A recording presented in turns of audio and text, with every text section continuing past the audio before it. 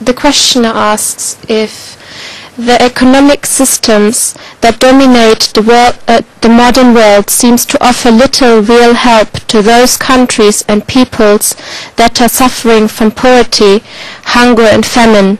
Will the future rise of Islam and its better economic systems be able to eliminate poverty, or will it be significantly reduced?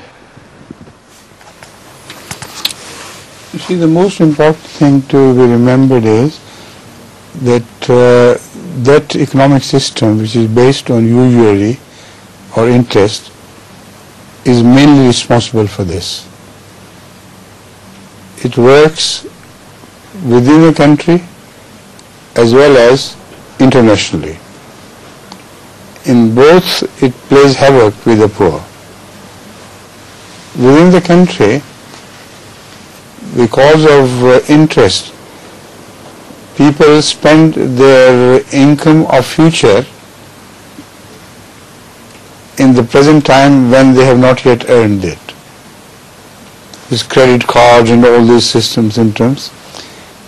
But when they come to the payback, they have to pay through their noses. Not only the original income thing which they had loaned, but plus interest.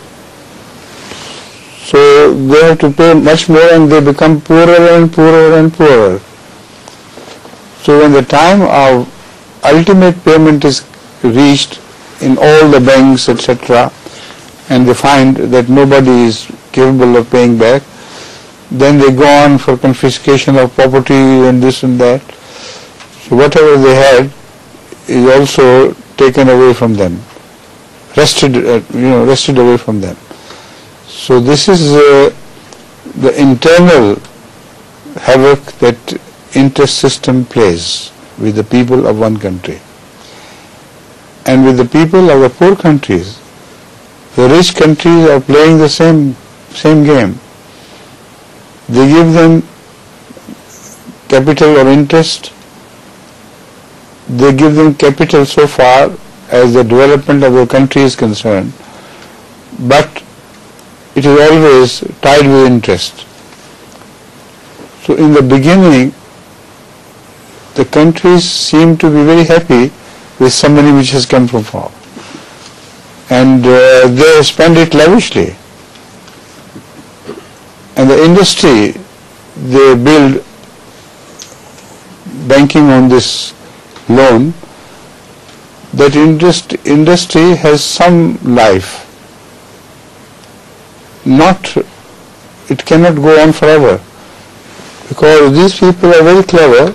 They sometimes give used machineries and reconditioned machinery to the third world countries. Now they say for the first 5 years we won't get any charge. But in the first 5 years the machinery has become kaput. And by that time they eat it up as well because of corruption. So nothing is left of the machinery in 5 years' times. When it is the time to pay back, they have to pay twice as much through interest collection, etc.